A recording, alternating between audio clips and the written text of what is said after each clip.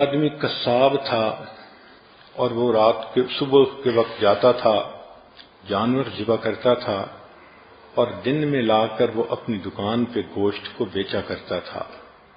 جب وہ جانور کو ذبح کرتا تو اس کے کپڑوں پہ خون لگ جاتا اور واپسی پر وہ خون آلودہ کپڑوں میں ہی آتا، مگر گھر آ کر کپڑے بدل لیا کرتا تھا۔ ایک رات وہ جب واپس آ رہا تھا جانوروں کو ذبح کر کے، تو رات کا اندھیرا تھا، وہ ایک جگہ سے گزر رہا تھا کہ ایک بندہ شور مچاتا ہوا آیا اور آ کے اس نے اس کو پکڑ لیا۔ جب پکڑ لیا تو اس نے دیکھا تو اس بندے کے جسم سے خون بہہ رہا ہے۔ حیران ہوا، اتنے میں اس بندے کی جان نکل گئی۔ دیکھا تو اس کے جسم میں ایک چھری تھی جو کسی نے گھونپ دی تھی۔ اب وہ جو قتل کرنے والا تھا وہ تو بھاگ گیا اور مقتول اندھیرے میں اس کو سمجھا کہ شاید اس نے قتل کیا۔ جب اس کی وفات ہو گئی تو اتنے میں لوگ آ گئے۔ اب لوگوں نے مقتول کو بھی دیکھا، اس قصاب کو بھی دیکھا، اس کے جسم پہ خون کے آثار بھی دیکھے۔ انہوں نے پکڑ لیا کہ تم نے اسے قتل کیا ہے۔ چنانچہ قاضی کے پاس مقدمہ گیا، قاضی نے گواہ دیکھے، مقتول کو دیکھا تو اس نے اس کے اوپر قصاص کا حکم لگا دیا کہ جان کے بدلے جان، اس بندے کو پھانسی دی جائے گی، اس کا سر قلم کیا جائے گا۔ چنانچہ جب سر قلم کرنے کے لیے اس بندے کو مجمع کے سامنے لایا گیا تو اس وقت اس کی آنکھوں میں آنسو آ گئے۔ تو جو لانے والا پولیس افسر تھا اس نے پوچھا کہ تم کیوں رو رہے ہو، تمہیں اپنے جرم کے اوپر ندامت ہو رہی ہے؟ اس نے کہا کہ ندامت تو ہو رہی ہے، لیکن میں اس بندے کا قاتل نہیں ہوں جس کی وجہ سے مجھے سزا دی جا رہی ہے، میں کسی اور کا قاتل ہوں۔ اس نے کہا تمہاری سٹوری کیا؟ اب اس لڑکے نے اپنی سٹوری سنائی۔ میری جوانی کی عمر تھی، میں اس زمانے میں کشتی چلاتا تھا اور ایک بڑا دریا تھا، لوگوں کو ایک کنارے سے دوسرے کنارے کی طرف لے جاتا تھا۔ ایک دن ایک عورت اور اس کی بیٹی میرے ساتھ کشتی پر سوار ہوئیں۔ میں نے لڑکی کو دیکھا تو وہ بہت خوبصورت چاند کا ٹکڑا تھی، میرا دل اس پر فریفتہ ہو گیا۔ میں نے اس لڑکی سے اشاروں میں باتیں شروع کر دیں۔ لڑکی نے دیکھا کہ یہ نوجوان میرے اندر انٹرسٹ لے رہا ہے تو اس نے بھی مجھ سے اشاروں میں بات کی، حتیٰ کہ ہمارے درمیان ایک تعلق ایک دوسرے کے ساتھ ہو گیا۔ مگر لڑکی نے کہہ دیا کہ میں نکاح کے بغیر آپ کے قریب نہیں آؤں گی، آپ اگر مجھے اتنا چاہتے ہیں تو میرے والد سے بات کریں۔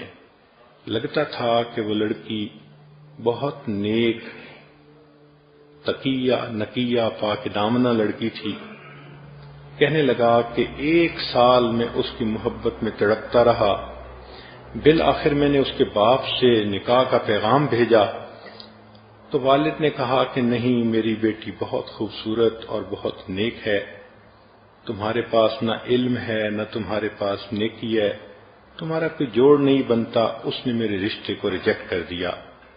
میں بہت مایوس ہوا اور خیر اپنی زندگی گزارتا رہا۔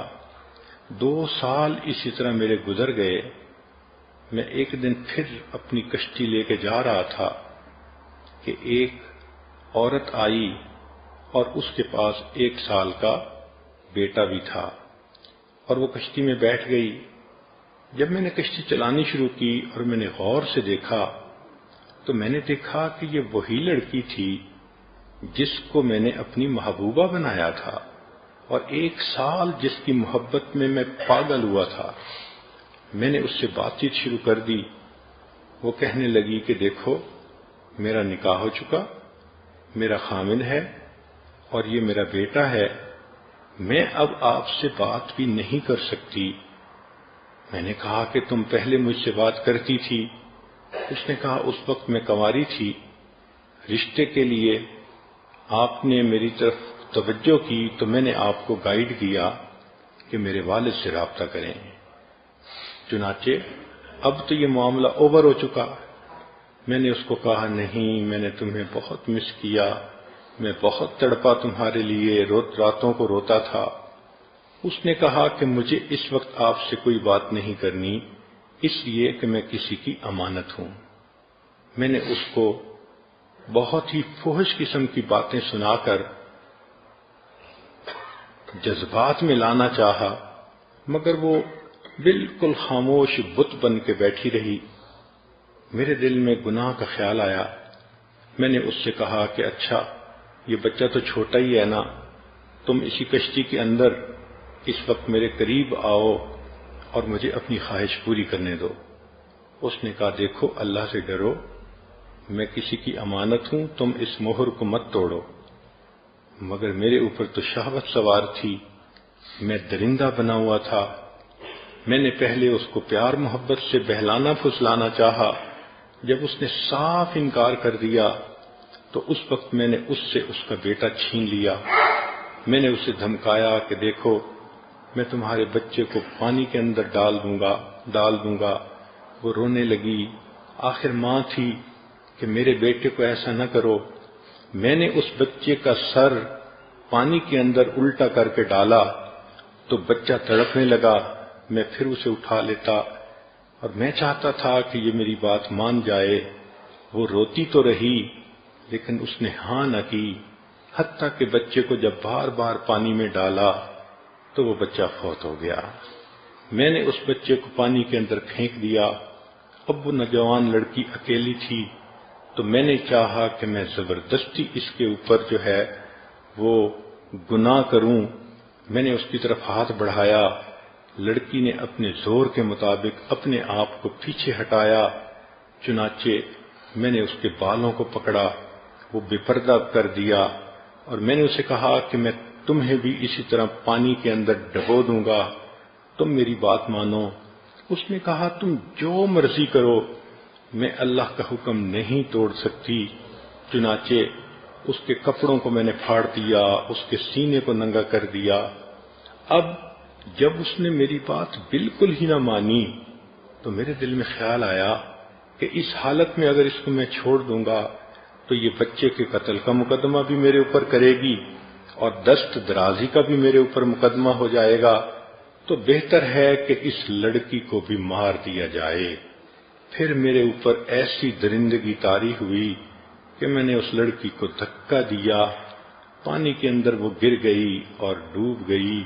میں نے 20 سال پہلے اس ماں اور بیٹے کو قتل کیا تھا، پھر ڈر کے مارے میں نے یہ کام ہی چھوڑ دیا کہ کسی کو شک نہ پڑے، اور میں نے قصاب کا پیشہ اختیار کر لیا، مگر اللہ کی لاٹھی پہ آواز ہے۔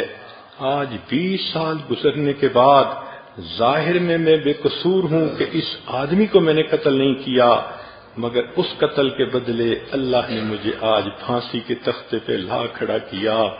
سچ ہے کہ اللہ کی لاٹھی بے آواز ہوتی ہے۔ تو سوچئے کہ اس لڑکی کو اللہ نے اتنی ہمت دی کہ وہ اپنی جان تو دے دیتی ہے، اپنے سامنے بیٹے کو مرتا دیکھ تو لیتی ہے، مگر اپنے جسم کو ہاتھ نہیں لگانے دیتی۔ یہ وہ لڑکی ہوگی قیامت کے دن، اس کو اللہ تعالیٰ تاج پہنائیں گے، جنت میں اس کو عزتوں کی جگہ عطا فرمائیں گے۔